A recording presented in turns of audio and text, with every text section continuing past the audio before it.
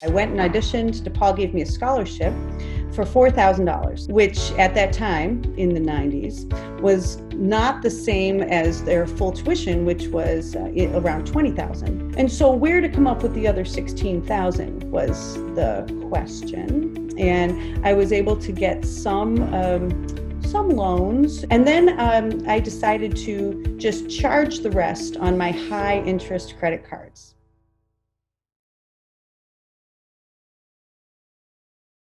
I'm originally from Boston, and I moved to Chicago in the mid 80s. And there was, it's a longer story, but there was some conflict between my mother and I, and maybe something like, you should go live with your father in Chicago was said. So here I am, still in Chicago. I guess that worked out. My father is a wonderful man, and my mother is a wonderful person, and we all get along famously now. But there was some teenage stuff. And I'm sure that I'm not the only person on the call who's had some teenage stuff. Well, my father felt I should go into international business, and that nothing appeals to me about that. He's like, come on, you're smart. You have all these languages that you speak and you do all this stuff. And I said, but Dad, I want to go into music. And he goes, no, not music. Yes. So again, that worked out really well for all of us. Basically I told my dad no in a different set of language. and so he said, well, if you're going to go into music, I'm not paying for it. Well, so 17-year-old Sasha was less, shall we say, willing to compromise than 48-year-old Sasha. And so 17-year-old Sasha told my dad to stick it where the sun don't shine, and walked out. And so he thought that I'd be back in a few minutes. Nope. So I had to go through a struggle of trying to get to college with being in a weird position where my parents were able to pay for college but chose not to, because they were proving a point.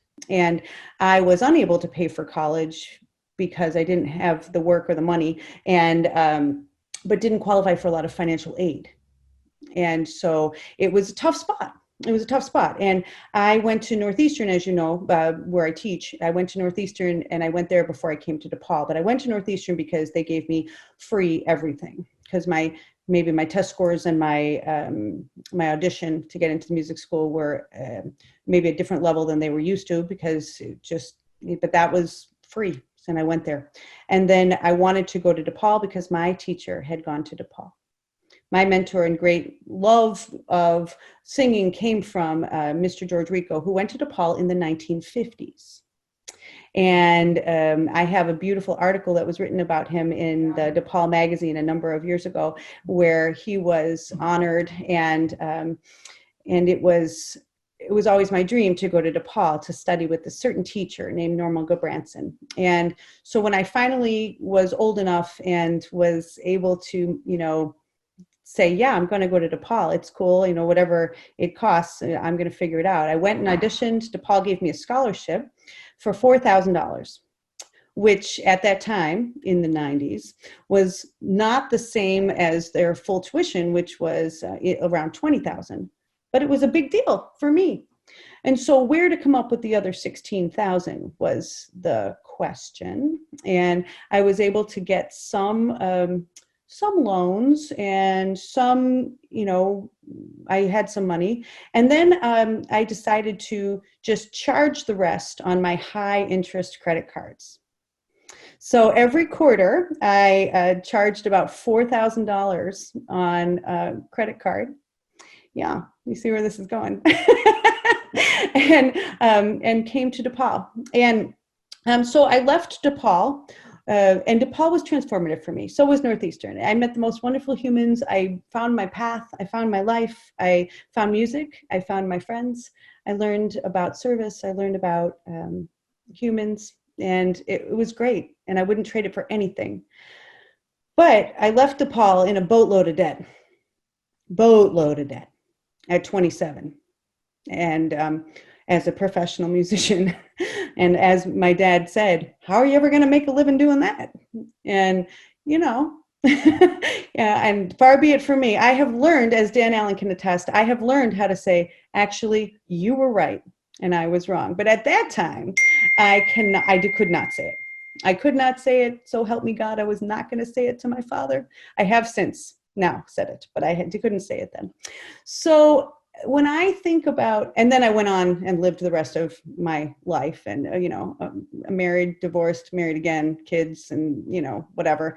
But I still think about that time in my life when I was so happy and so learning so much and experiencing life to the absolute fullest, and living my beautiful ideal dream in my head about my music and my career at DePaul in Lincoln Park, and saying, I'm going to go forward with this. And I think that if I hadn't had that experience, and if I hadn't learned how to work 3 jobs while going to school, and hustle, and always having to make money, and always trying to make this ideal and figure it out, I don't know that I'd be doing what I'm doing today. And I love DePaul so much, and I made so many wonderful friends and so many wonderful connections with students and teachers while at DePaul, that I feel 100% connected and invested in doing this, and being on the board and raising this money and being able to provide access to education for our students. And so help me, if I can keep one kid from charging 20 grand on their visa at 26% interest, which is what I think it was in 1993. It was the day of giving out credit card. Why were they giving me a credit card with a $20,000 limit when I was 24 and had no job? Not sure, but some banker did that. And so I just kept taking that free money that they were giving me, that free credit cards. It was like so awesome. Just kept charging. Yep. So, if I could save one kid from doing that, I would love to do that. And I think that although I'm terrified, truly terrified about raising this kind of money in this environment, I'm terrified about raising it no matter what environment we're in. But in COVID, I'm scared.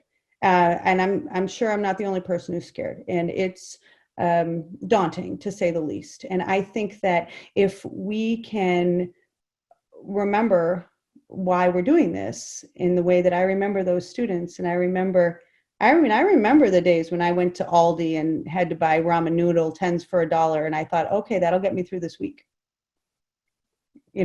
And I was a lot skinnier because all I ate was like one ramen noodle package a day. It was, I might try that again, just because it's the COVID weight that I've gained is not lovely. I'm not loving it. But I think that food insecurity was a real thing for me back then. Housing, I was fine with housing, but food, I wasn't, and tuition, financial aid, I wasn't. So this campaign to me really resonates. And I feel like, although I'm afraid that the market might fall apart again come November, depending on, whichever way it goes, it might fall apart again, right? And I'm afraid that COVID might never, ever, ever leave. That is my secret fear. But I think that it's my job to try to get this done.